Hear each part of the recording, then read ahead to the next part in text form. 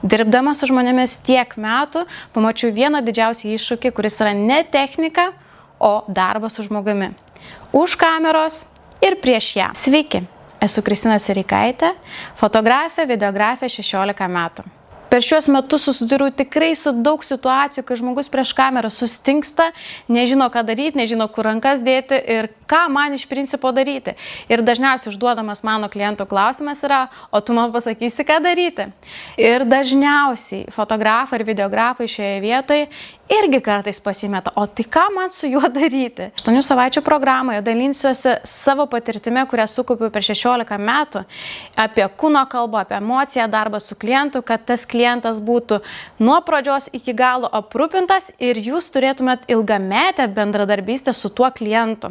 Bet lygiai taip pat mes naudosim Mastermind metodiką, kurioje mes dirbsime kartu visi. Išsikelsime savo užduotis, jas aptarsime kartu, išsikelsime tikslus ir juos vykdysime.